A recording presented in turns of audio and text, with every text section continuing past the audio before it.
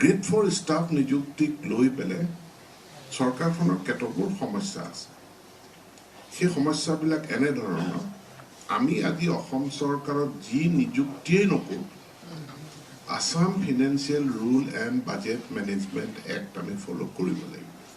এতেকে চৰকাৰখনে এইটোৱে বিবেচনা কৰি আছে যে আমি আৰু 4th গ্ৰেড ষ্টাফ নিযুক্তি আমি নকৰোঁ। গ্ৰেড 4 ষ্টাফ নিযুক্তিক লৈ পেলাই চৰকাৰখনৰ কেতবোৰ সমস্যা আছে। সেই সমস্যাবিলাক এনেধৰণৰ, আমি আজি অসম চৰকাৰত যি নিযুক্তিয়েই নকৰোঁ, Assam financial rule and budget management act আমি ফ'ল' কৰিব লাগিব।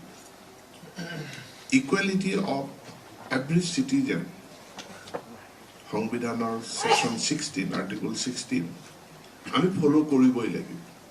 সেইকাৰণে অসমত আমি পোনপটীয়াকৈ ক'ব নোৱাৰোঁ অসমৰ বিদ্যালয়ত কেৱল অসমৰ মানুহেই চাকৰি পাব।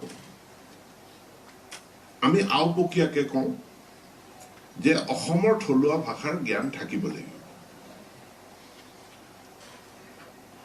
PRC-ক লৈ মাজত বিতৰ্কটো মনত আছে আপোনালোকৰ।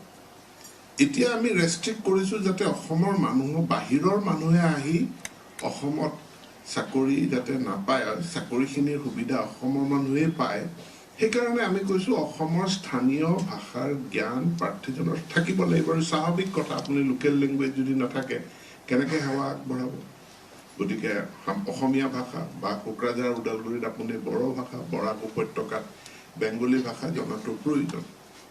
এতিয়া এই কথাটো আহি যেতিয়া আমি গ্ৰেড 4ৰ ষ্টাফ যেতিয়া নিযুক্তি দিওঁ, ধেমাজিত যেতিয়া নলবাৰীৰ ল'ৰা এটাই চাকৰি পায়, তাত হুলস্থুল লাগি যায়। মোকে আহি পেলাই ধৰে কি যে চকীদাৰ চাকৰি কৰাৰ যোগ্য মানুহো আমাৰ ধেমাজিত নাই নেকি? আছে, কিন্তু চৰকাৰখনে নিযুক্তি প্ৰক্ৰিয়াত পক্ষপাতিত্বভাৱে ধেমাজিৰেই হ'ব লাগিব বুলি এই বাক্যটো আমি ক'ব নোৱাৰোঁ। সেইটো কৰিলে নাগৰিকৰ যিটো মানে মৌলিক অধিকাৰ, সেই অধিকাৰত আমি হাত দিয়া হৈ যাব। দ্বিতীয়, ধেমাজিটো গৈ পেলাই তাততো ভালেই আছে, কিন্তু ক'ব যে আমাৰ পোহাৰদিয়াত স্কুলখন আছে, পোহাৰদিয়াৰ ল'ৰাই পাব ইয়াত। পোহাৰদিয়াত মানে মাজুলীত পোহাৰদিয়াত মই কৈছোঁ যে ইয়াত বনগাঁৱৰ স্কুলত ইয়াত ৰতনপুৰৰ ল'ৰাই আহি কিয় চাকৰি কৰিব? এইটোক লৈ বিতৰ্ক হয়।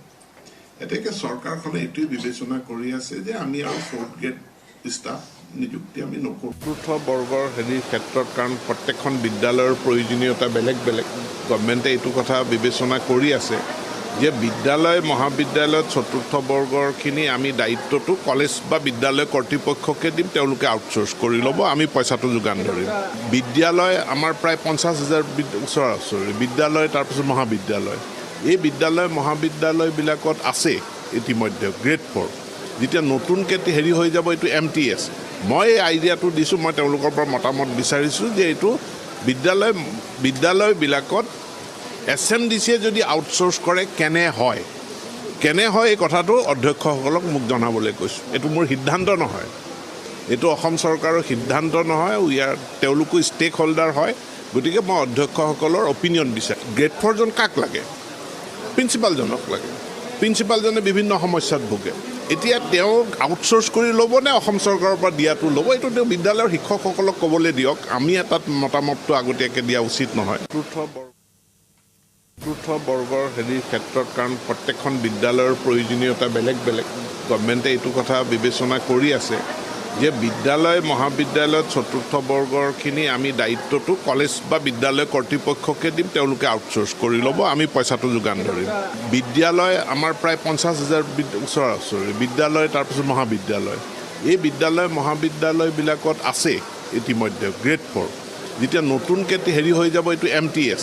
মই এই আইডিয়াটো দিছোঁ, মই তেওঁলোকৰ পৰা মতামত বিচাৰিছোঁ যে এইটো বিদ্যালয়বিলাকত SMDCয়ে যদি আউটচোৰ্চ কৰে কেনে হয় এই কথাটো অধ্যক্ষসকলক মোক জনাবলৈ কৈছোঁ। এইটো মোৰ সিদ্ধান্ত নহয়, এইটো অসম চৰকাৰৰ সিদ্ধান্ত নহয়, তেওঁলোকো ষ্টেক হোল্ডাৰ হয়। গতিকে মই অধ্যক্ষসকলৰ অপিনিয়ন বিচাৰোঁ। গ্ৰেড 4জন কাক লাগে? প্ৰিন্সিপালজনক লাগে। প্ৰিন্সিপালজনে বিভিন্ন সমস্যাত ভোগে। এতিয়া তেওঁ আউটচোৰ্চ কৰি ল'ব নে অসম চৰকাৰৰ পৰা দিয়াটো ল'ব, এইটো তেওঁ বিদ্যালয়ৰ শিক্ষকসকলক ক'বলৈ দিয়ক। আমি তাত মতামতটো আগতীয়াকৈ দিয়া উচিত নহয়।